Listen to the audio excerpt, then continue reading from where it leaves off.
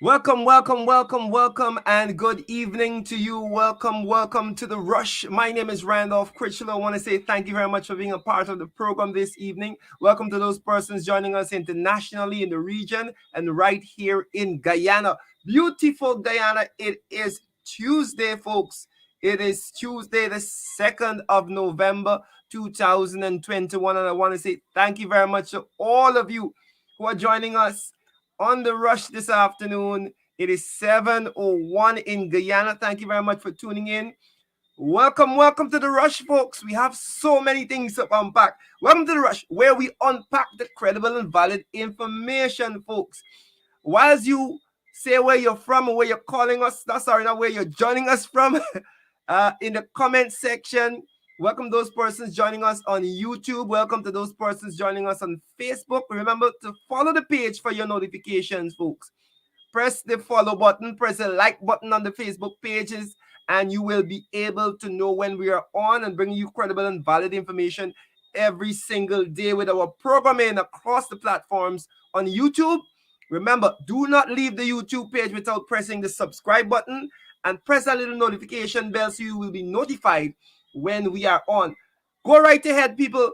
Come in the comment sections and let us know. Let us know where you're joining us from. We'll be back to unpack. We'll be back. Let's unpack, folks. One time for the bass, alright. Back in the day we used to live Charlotte Street. Just learn to walk and speak. Me woulda grab a bucket, 2 stick of milk in and gone in the yard and beat. Miss Paul used to suck up your teeth. We didn't kick cause the music sweet. You couldn't hear me little voice in Regent Street, but I'm still in the game. On the stage I'm keeping the flame. Used to jump with Leon and Shane. We used to make enough nice in the neighborhood. Get vexed and call over Dwayne. Tell them music running me vein. Yesterday. Yes. We're still in the game this evening. We're still in the game. So many things to unpack this evening. We are going to have some fun, folks. The theme of our program this evening is unconstitutionality. A long word, a very long word. Unconstitutionality, folks. 457 days of PPP unconstitutional act by this government. And you know why I'm starting here? Because it was the presidents who said recently that you can go to bed and sleep song and know that you have a president that is going to abide by the Constitution. We are just going to highlight for you folks about 4 or 5 instances where the court of Guyana has slapped the PPP and said, hey, what you're doing is unconstitutional. But before we get to that, folks, let's give you a shout out. Brooklyn is in the house. Remember to share the live stream, folks. Remember to share the live stream. Let us know where you're joining us from this evening. New Amsterdam, New York. Right. Let's go, folks. Let us go. Where you're joining us from. New York is in the house already, of course. Our good folks there in the diaspora, thank you very much for tuning in this evening. Watching from Carmichael Street, thank you very much for tuning in. Thank you very much for tuning in. From all the villages there on the east coast of Demerara, thank you very much for tuning in. Let's see. Let us know where you're joining us from, folks. Mahaika, Myconi, New Jersey, good night. Antigua, good night. Montserrat, good night to you. New Jersey, Barbados. Thank you very much. Soosdyke, Meadowbrook is in the house. Thank you very much for tuning in. All the way from Linden. Cummins Lodge. My good folks there in Cummins Lodge. Toronto. Crabwood Creek. Wow, you're getting us up there. You're using out your data up there in Crabwood Creek. Brooklyn. Suriname, New Jersey again. Folks, thank you very much. Where is this? Hope, East Coast, Demerara. Hope, good people up there in the village of Hope. Bronxville, Queens, West Side. All right. For let's say West Side is the best side. South is in the house. Providence, Nassau, Bahamas is in the house. Atlanta, Georgia is in the house. Central Florida. Folks all over the world. As you come in, folks, share the live stream. Share. Rec Dorsey over there on the west side, Parfait Harmony side, St. Martin, Sophia, Kaituma, Ben Street. Big up every single body who's tuning in right now, especially if you share the live stream. An extra shout out to you. Extra shout out to you if you share the live stream, folks. Thank you very much. If you share, extra shout out to you. Tortola is in the house. Wow. Hope Town. My God, people in Hope Town, Nonpareil. I hope I don't miss anybody tonight. Queens. We like to give people Bachelor's Adventure, East Bank, Soosdike, Brooklyn. Wow, folks. As you come in, we share the live stream because we have so many things to unpack. Tonight is going to be an interesting night. You know why? Every time I expose the lies of the PPP, I feel good. Gives me energy. See, I'm feeling very energetic tonight. Grove is in the house. Miss Roberts, why are you mocking the Brigdam police station? I hope you're not watching from Brigdam police station. I hope you're not in the lockups that survived there. Good evening to all of you. Linden, my hometown. Linden is in the house. Folks, every time I get an opportunity to unpack the lies and expose the lies of the PPP, I feel a sense of excitement. And I'm going to unpack very clearly tonight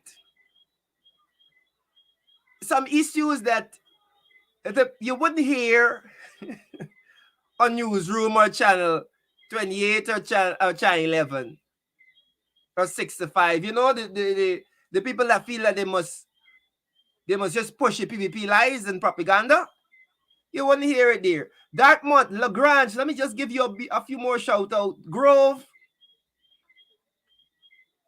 Thank you very much. Dartmouth, Essequibo, St. Martin again, Haslington, Victoria.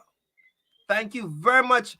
Share the live stream, folks. As you come in, you share. Once you come in, you share. Share on your Facebook page, your WhatsApp groups.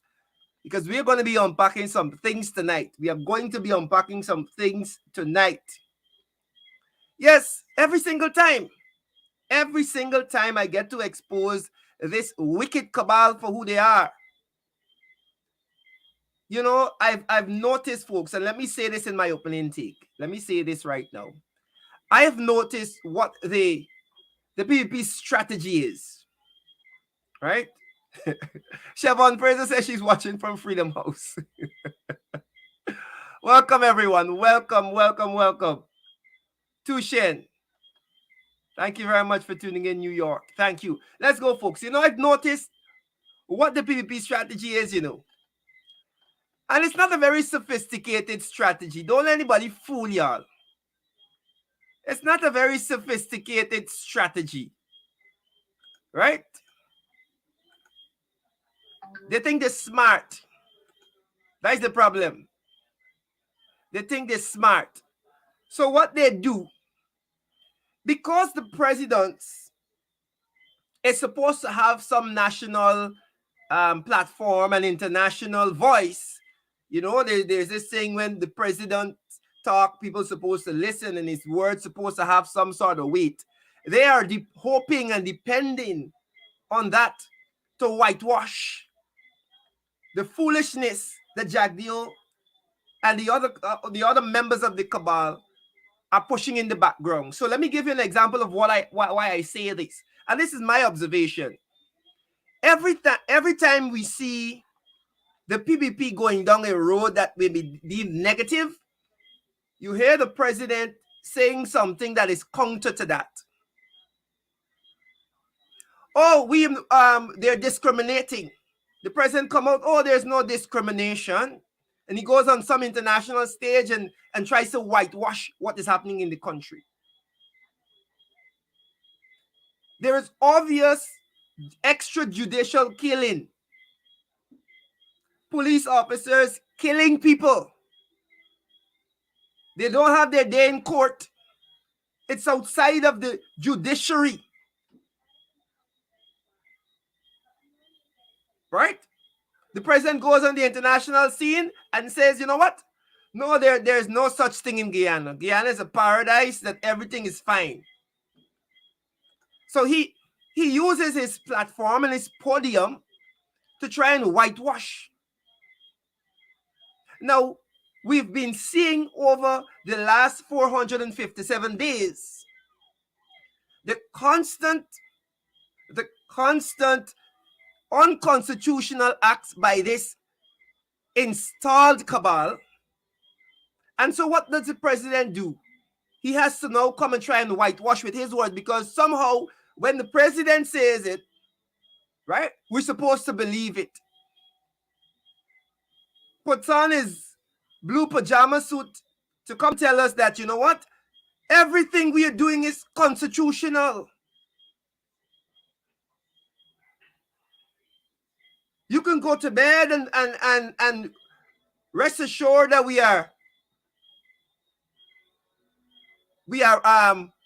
doing things constitutionally. I'm distracted here by some of the comments, sorry. Right? But we are going to show you tonight, folks. Right? We are going to show you tonight in just a few cases, with just a few examples of how unconstitutional they have been. And I take an interesting comment from Mr. Rickford Burke the other night as he appeared on Sherry Duncan's show. Right? As he appeared on Sherry Duncan, he said that they hit a roadblock. And this is why he has switched gears now. He's switchy tune. He will meet with Harman without any preconditions. When he was saying he meeting with Harman until Harman says that, you know what, he is the president. And they are legal. Now he's switchy tune. Why they have done an about face on this? A 360. As according to Mr. Rickford Burke, which I think is an astute analysis of what is happening, it's that they have realized that the judiciary is acting in a professional manner, and it's not, and they're not upholding these unconstitutional things that they're doing. So they need to get moving now, and they need to put the pieces in place in the judiciary so that they can get the rulings in their favor. And they can't do that. They cannot do that without consulting with the opposition leader and the opposition by extension. Right? I don't know. People are asking here, who is the president? I know who is the president. Folks, but yes. So this is why they want to consult now. They want to consult suddenly. And we're going to go through some of those rulings tonight that these judges have been saying to them, move from here. That what you did was unconstitutional. But before we get into that, folks, let's deal with one item here. Folks, share the live stream if you're now here. Thank you very much for being a part of the program as we unpack the credible and valid information, folks. As we unpack the credible and valid information. Right? Let me see if we can talk about this. Now, let me intro with this here because I find it very interesting. Now, this we have and I'll read the headlines for you. New polyclinic. Right? 1 second. New polyclinic for Festival City. Right? New polyclinic for Festival City. Folks, residents of Festival City and its surrounding communities will soon be able to access improved health care with the construction of a new polyclinic in the area. And we have a lovely picture of the installed minister and some other officials from the Ministry of Health standing there, looking all nice and lovely in front of the clinic. But when you read that line, when you read the first line, you would think that this was some PPP initiative and they had some foresight to help the people of Festival City. No! That was the initiative of the APNUFC under the stewardship of the Minister of Health at that time, Valda Lawrence. For those persons who live in South and North Ranville, they know very well that for years under the PPP, there was a little squeezy clinic at Choki next to the National Library's North Ranville branch. Those people on the live who are from North and South Ranville can attest to that. For years under the PPP, they didn't care about that constituency. They didn't care. It was a little choky clinic that served all the people of South and North Ranville. It was Valda and Lawrence and the APNUFC's vision to improve the lives of the people of North and South Ranville. And that building, that fancy building they're standing in front of right now, as if in 457 days they built that. As if to tell the people, look, in 457 days, this is what we did. Lies. The construction of that building started way back when. Way back when in 2018, I believe. Way back when. Because it was the vision of the APNU to improve the lives of those people. So Frank Anthony now, the installed sailor, can come now and stand in front of the clinic and pretend as if he cared about the people of North Ranville and South. Hadn't that clinic, that new polyclinic, been started by the APNUFC, I'm telling you, they wouldn't have gone into South and North and do anything. They had no choice but to continue it because it was so far along. And this is the same case with so many other projects, folks.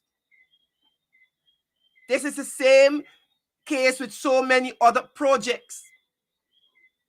And Mr. Patterson, former Minister Patterson, makes it a point to remind people of all those things that they inherited. And now they're standing and cutting ribbons. Cutting ribbons like heroes. They inherited these things. So the credit goes to the APNUFC and Valda Lawrence. Frank Anthony will soon be sitting in nice fancy office as the Ministry of Health on Brickdam is upgraded. He didn't do it. He didn't do it. He has Valda and Lawrence to thank. But let's move on. I just wanted to make that point very clear.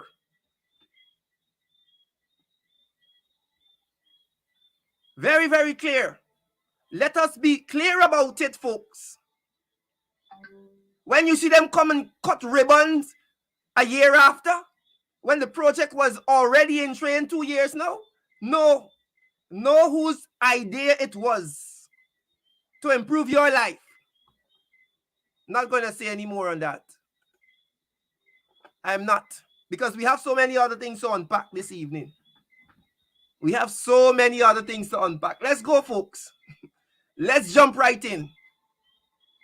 Let's talk about this government who is pretending to be constitutional. Let's go back a little bit before we come to what the three things that happened recently. Let's go back. I want to remind you, I want to refresh your memory. Right? I want to refresh your memory about a case. Let me open it here.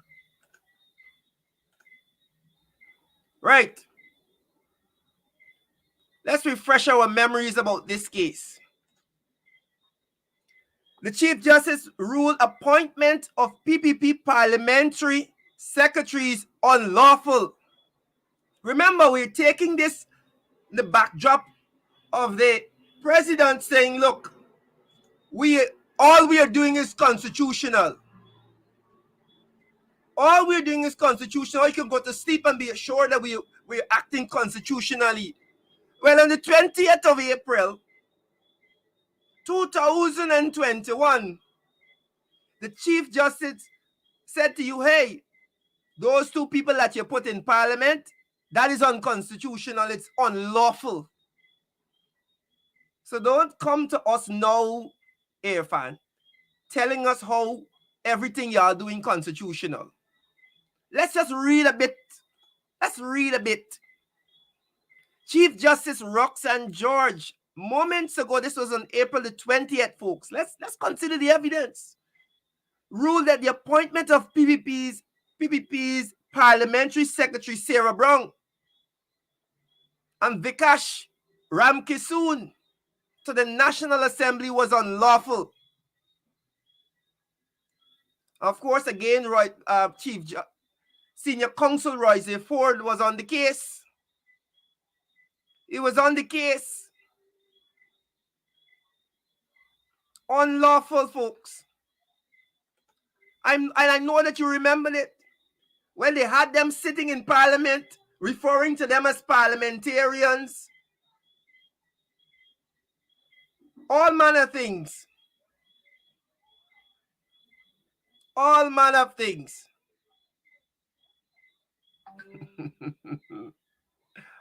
Right, folks?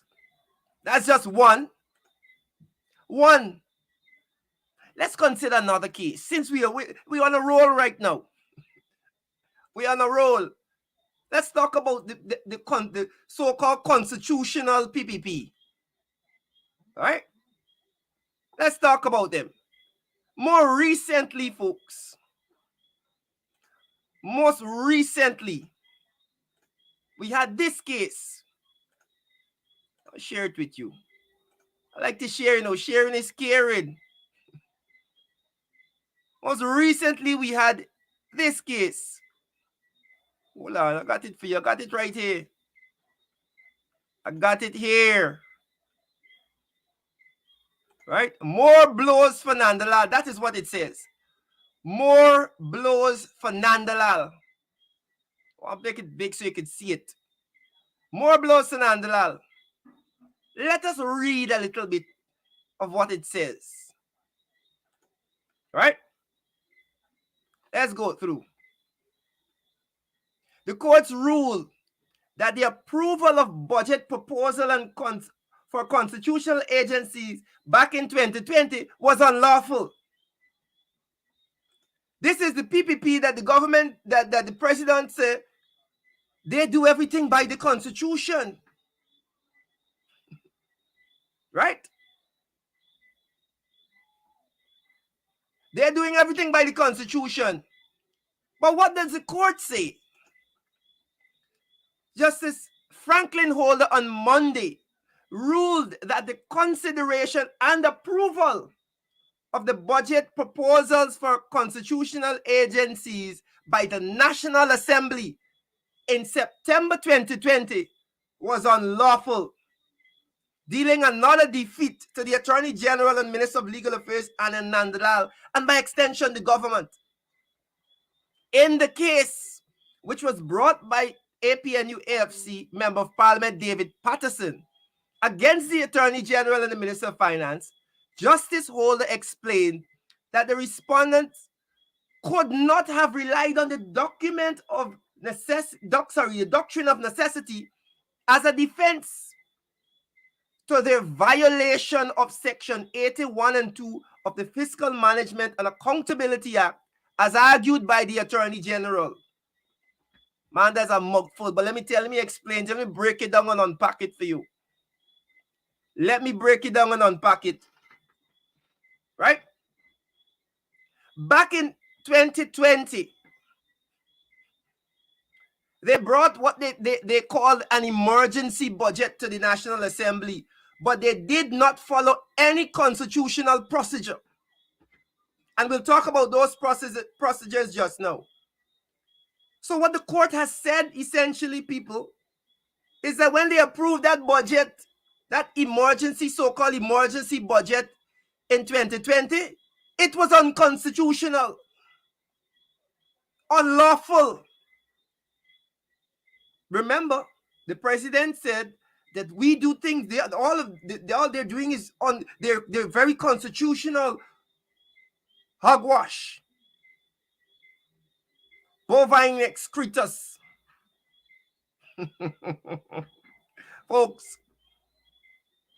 Folks, let me continue. So the APNUAFC challenged the fact that they did not follow the Constitution when they brought the budget in 2020, September 2020. They did nothing by the way of the Constitution, and the courts slapped them down recently. So now the budget was an illegal budget. It was an illegal budget. Let me continue, folks. Section 80B, one of the Fiscal Management and Accountability Act Amendment of 2015, mandates that the budget of the Audit Office of Guyana be submitted to the Parliament by the chairman of the Public Accounts Committee. However, no such submission was made since it was until September the 15th. Remember, they passed this budget September 1. The chairman of the Public Accounts Committee wasn't sworn in until the 15th. Right? He wasn't sworn in or appointed till the 15th. So the Constitution says that you have to submit your budget to the National Assembly through the chairman of the PAC. But the PVP didn't care about the Constitution. Man, but y'all didn't hear me. Did the president come and tell me the other day in the pajama that they do things constitutionally? And you could go to bed and sleep and know that they're doing the right thing. I wonder how many people actually believe that. Huh? How many? But I digress. Let's continue, folks. Because we're investigating this, you know. This is an investigation into the lies. The lies. Right? Justice Holder said, he continued, had there been an emergency, the finance minister, by virtue of Article 119.3, was empowered to withdraw money from the consolidated fund if he had considered it necessary for meeting expenditures until 3 months after the 1st of September. So Anil Nandalal came to the court and said, the minister, they put forward this emergency budget and they passed it on September 1st because they have the majority. And I want you to understand, they forced it past the assembly because it was an emergency. Right? It was an emergency and they're depending on let me get the correct word in. Right? Doctrine of necessity. That says it was an emergency. This is why the finance minister brought this thing so hurriedly to the assembly and they passed it because they have the majority. But What Anil Nandalal didn't realize was that both Roysdale Ford and the judge could read. He didn't realize it. That both senior counsel Roysdale Ford, the members of the AP and UFC, and the judge, they can read. And so when they examined the Constitution, they told Anil Nandalal that, look, if the minister said it was an emergency, that he couldn't wait until the Public Accounts Committee was constituted so he can do it the right way, he could have taken money out of the consolidated fund to do whatever he wants, at least for 3 months. And we know this because this was done before recently. So don't come and tell us that you did something unconstitutional because it was an emergency. But Anil Nandalal could read too. All of the law books that he has, I'm sure he read them. I am sure he read them. And you ask, so if he could read, why is it that he didn't do the right thing? Because the people don't care. They don't care. The Jagabats don't care, according to my friend Shara Duncan. And yes, as people are saying in the comments, they feel that they're above the law. They believe that they're above the law. And the judges are not having it. And you wonder why they want to consult with the opposition leader now to get those judicial appointments? Because they realize that the judges are not having it.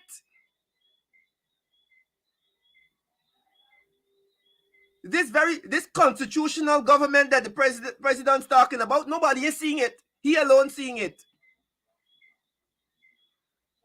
He alone seeing it. Let us continue, folks. Because there's more. Justice Holder said, had there been an emergency, we had that already.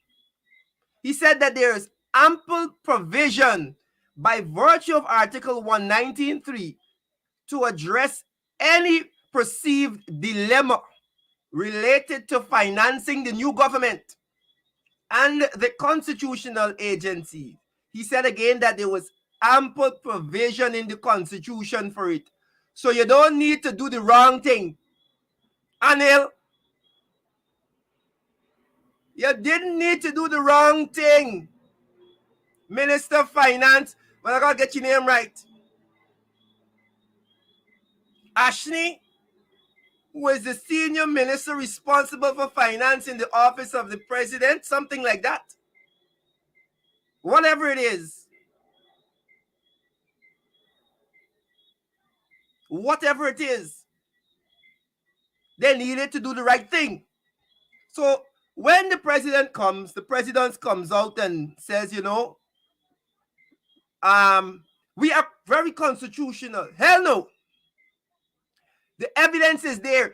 Only in the last 457 days, there have been so many unconstitutional things that the PPP has done. You can't come and try and tell me nothing. Do not come around us funny according to the people.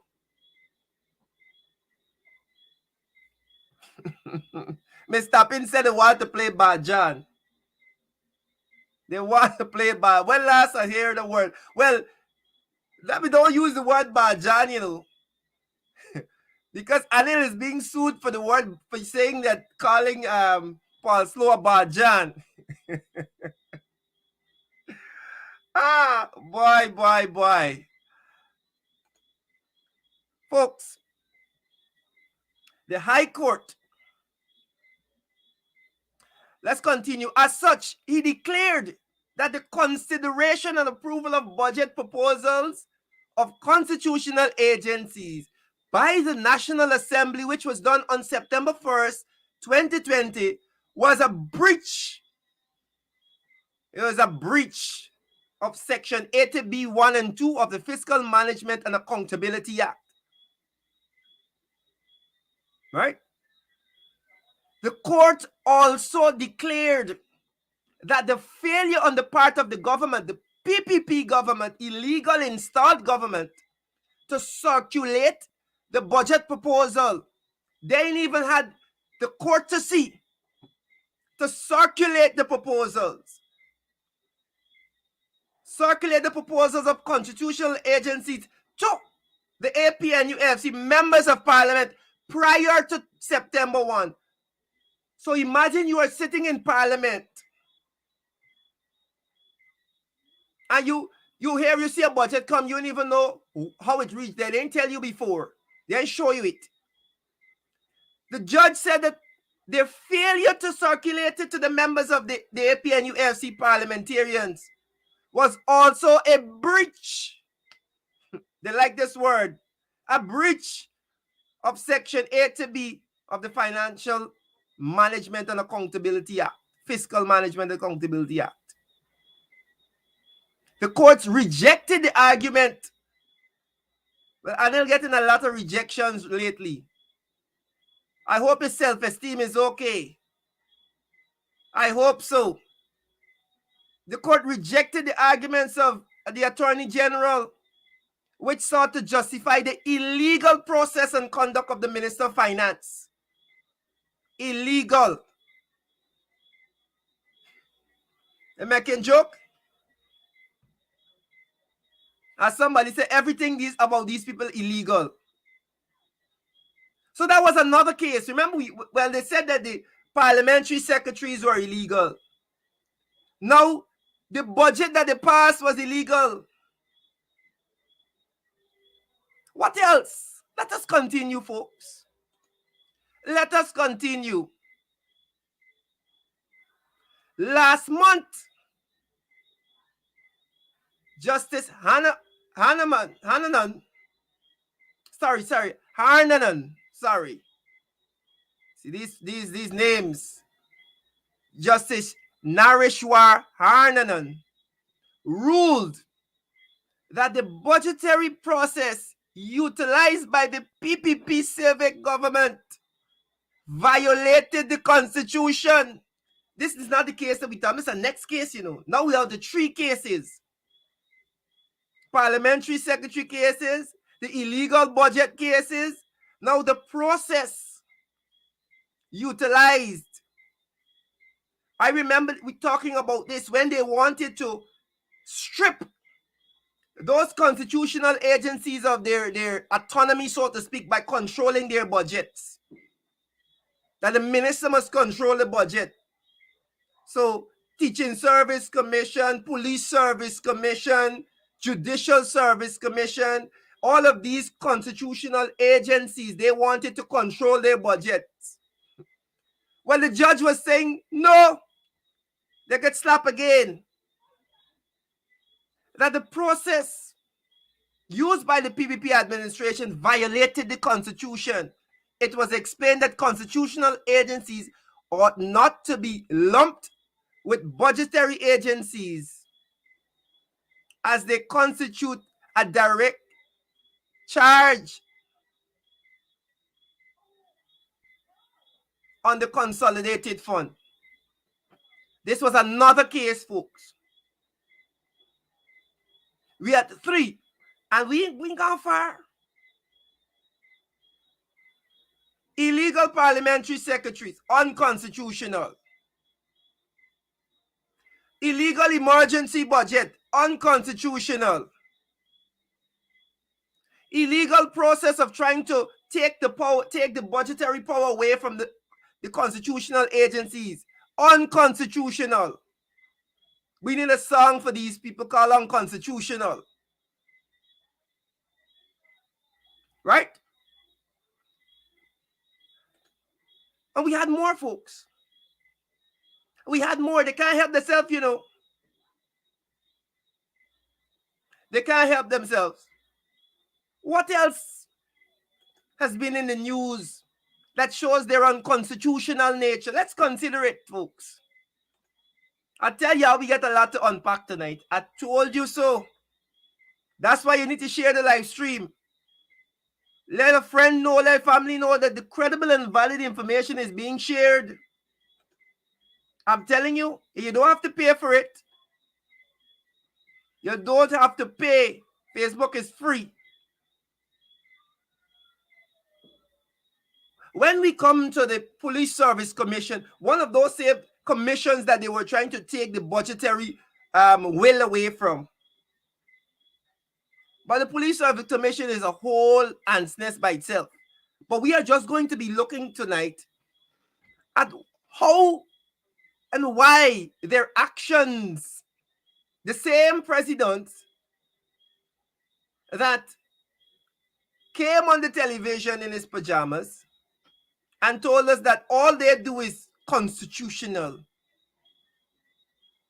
He was accused of calling the chairman of the Police Service Commission to try and put pressure on him and influence appointments. Yes, that is very constitutional, apparently. That is how the Constitution works, apparently. You must call people and tell them what happened to me, boys. This is not I saying this. Mr. Paul Slow said it. The same man that told us that his government is a constitutional government has been accused of calling the Police Service Commission, which is supposed to be an independent body, and pressuring him, the chairman of the Police Service Commission, right, to influence the appointments of police officers. Imagine that. Imagine the constitutional presidents. Folks, share the live stream, you know. You're sharing this live stream. Let's go. Let's see what is happening with the Police Service Commission. Mr. Paul Slow calls on the government to stop unprecedented interference in the police force. You know, these constitutional people on the PPP, you wouldn't think that they would interfere with the police force, huh? Because they're such saints. These constitutional people, they're so saintly, they're so good. Huh? How could we call them illegal? Oh, we bad.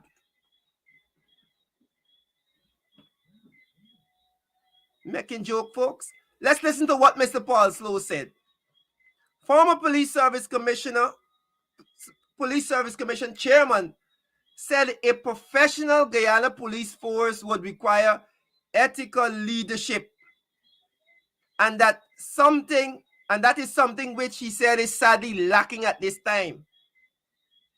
On the heels of the Guyana Police Force hosting a symposium on integrity in the police force, former chairman of the Police Service Commission, retired Assistant Commissioner Paul Slow, has issued a call for the government to bring an end to the interference of the Guyana Police Force, which he considered to be unprecedented. Well, the man know what he's talking about. The man obviously know what he's talking about because he said that the president called him. The president called him personally. You're making joke? When the president could call you and give you instructions, like you is the errand boy. These saintly constitutional people, remember what I said at the beginning of the program, folks, that this is the plan, this is the ploy of the PPP.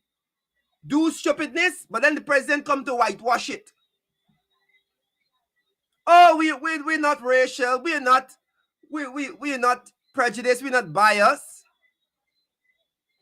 Oh, we do things by the Constitution. Where? How?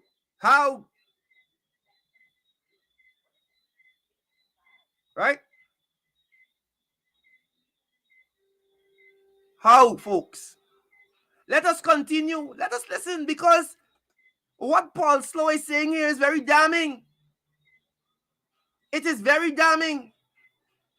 In a post on his Facebook page, Mr. Slow also called on the government to discontinue what he called weaponizing of the Guyana police force, which is said is now being used to go after perceived non-supporters and others for no other reason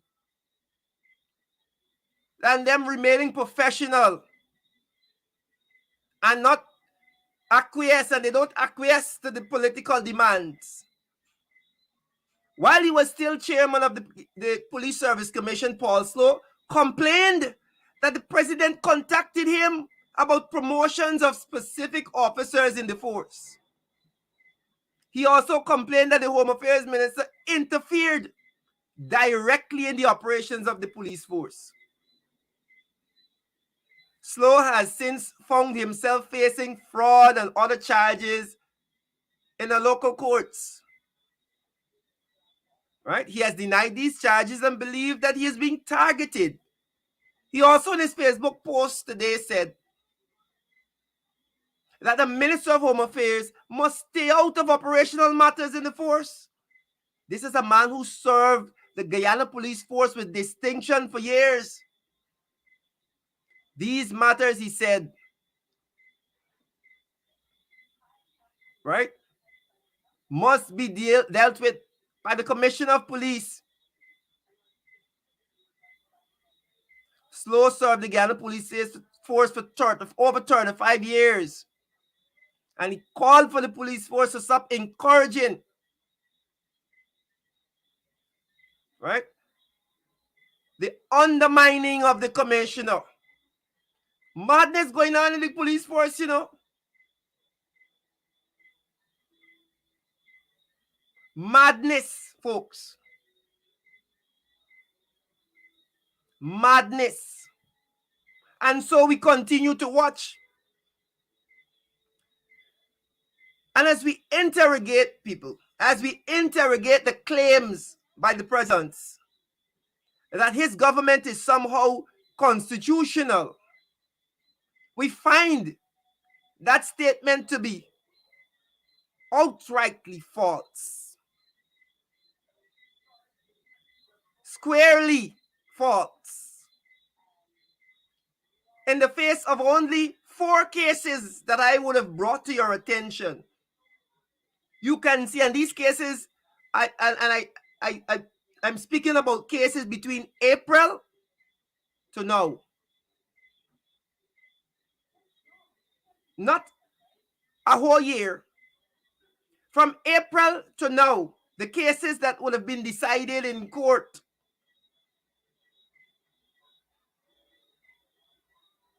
Shows you very clearly that the nonsense that the president came out and said the other day is just that. Utter nonsense. The PPP government has been nothing but unconstitutional. That is all they've been. The fact that they have been installed there under questionable circumstances. And I'm being euphemistic there. They've been installed on fraudulent numbers. Let me be a little more straightforward. Fraud should tell you how they will govern. Now imagine, folks, bringing a budget to the National Assembly and they know the procedure. It's not like they don't know. But as I said, they don't care. Mr. Slow has been exposing them. The AP and UFC has been exposing them.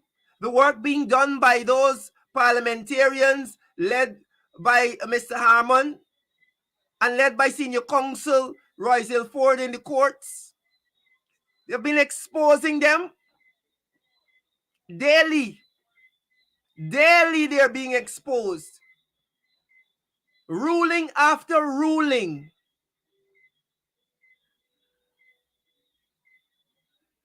Exposing the dictatorship, the dictatorial mentality of this fraudulent cabal that is ruling over this country, folks.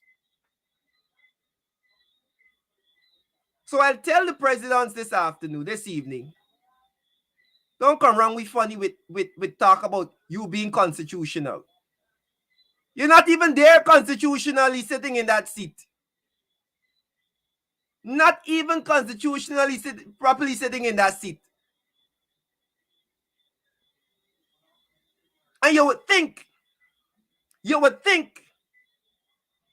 that a government that's squeezed in by the hair and the teeth by a fraud would do things the right way and not bring unwarranted attention to themselves. You would think that would be the case, but you would be lying. Not this cabal, not this dictatorship. They don't care. They do not care. Let us move on, folks. We have a few minutes to go. I want to touch on a few more issues quickly as we round up the program this evening. Folks, let us go. I want to share a few things with you. Listen to this quick broadcast here, and then we'll come back and have a discussion. Sugar. Let me just give you a clue. It's sugar. Sugar. Let me be grammatically correct. You know, the Queen's English, sugar. The guy needs a sugar. Let's talk about it. The agriculture sector, amid growing complaints against the Chief Executive Officer of GUYSUCO, Sase, Vice President Bharat Jagdeo today stopped short of saying whether there will be another change in management. But he promised that there will be a strategic shift at the sugar company. Just after the new government was sworn in last year, Sase was appointed to the position of CEO, and he promised at the time to make sugar sweet again. But staff members on the Singh continue to complain about what they see as his bitter management style. On Sunday, a senior staff member at GUYSUCO published a letter in the press accusing Singh of being arrogant and dictatorial. Mr. Singh has also come under heavy criticism for shouting at employees who reportedly disagree with his position or if they make a suggestion that he's not comfortable with. A number of those employees with decades of service at the Sugar Corporation have since resigned. Several employees were also sacked for not carrying out the instructions of the CEO. Many of those instructions reportedly did not conform with the company's decades-old traditions of service at the Folks, let's have a laugh at Singh's expense for a few seconds. You know why?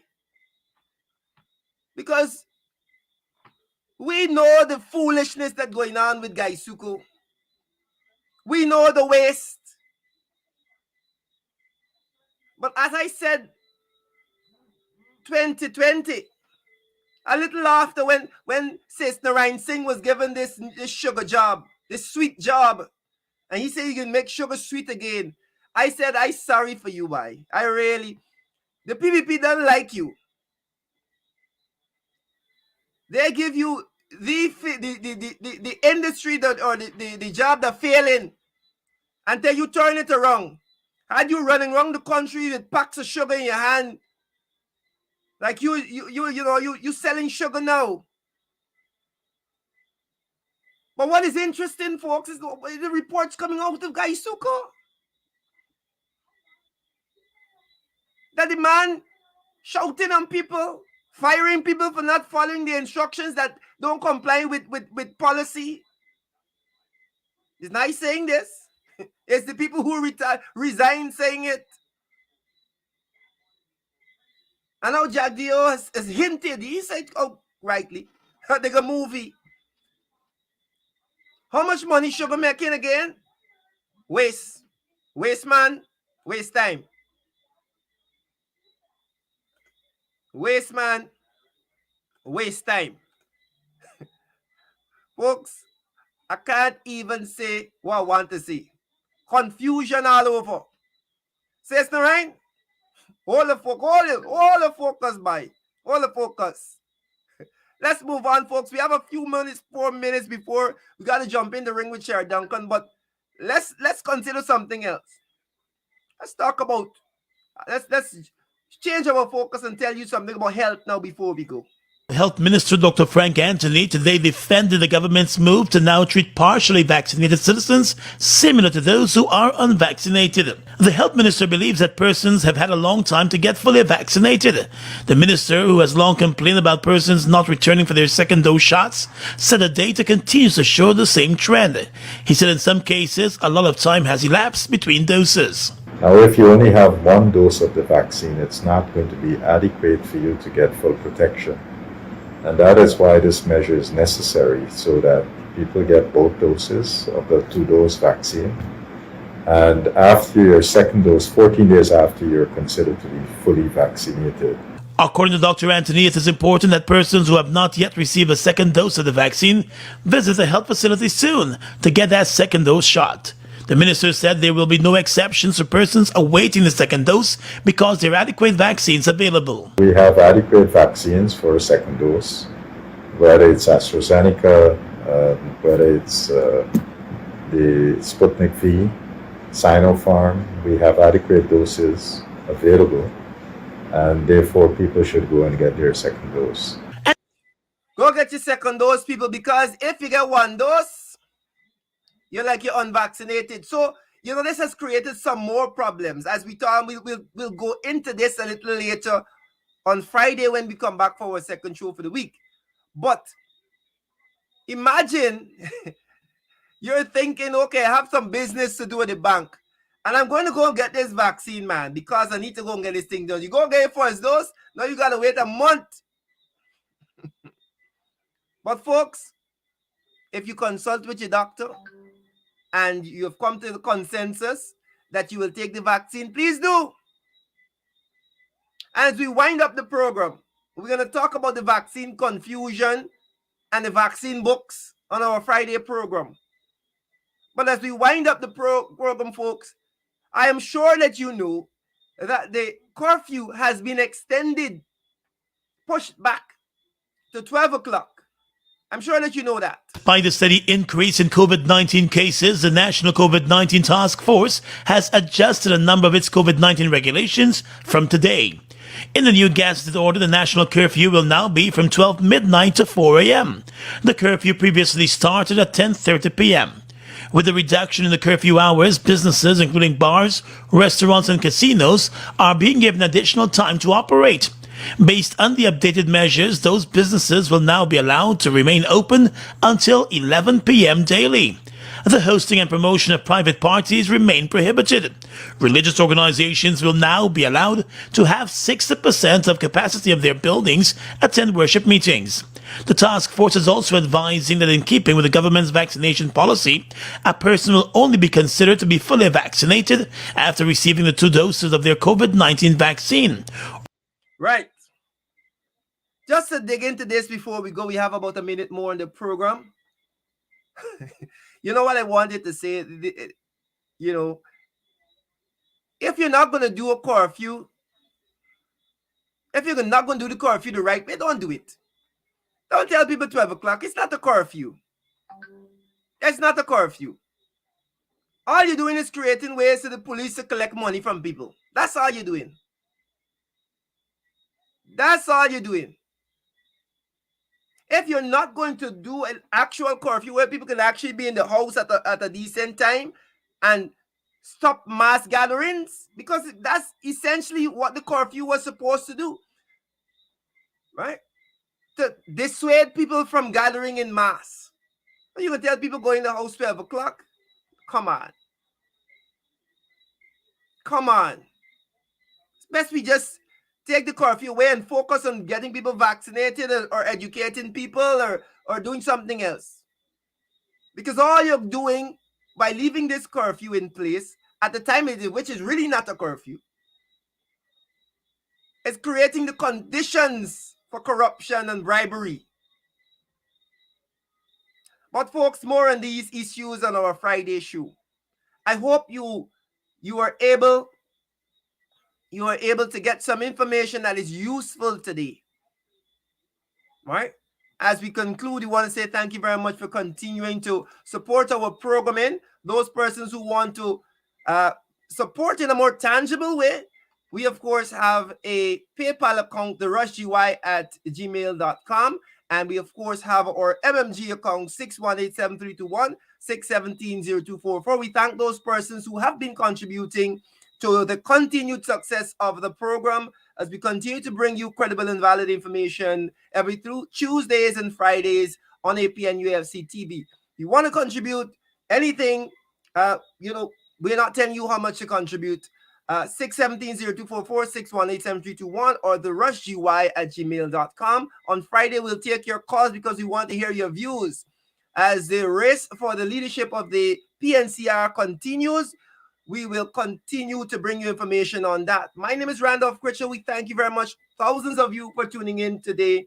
All the various platforms that you're looking at. We want to say thank you very much for being a part of the program. And let's continue. Let's continue to work together for national development, folks. Do enjoy the rest of your evening. Bye-bye. One time for the bass, alright. Back in the day we used to live Charlotte Street. Just learn to walk and speak. Me woulda grab a bucket, 2 stick of milk in and gone in the yard and beat. Miss Paul used to suck up she teeth.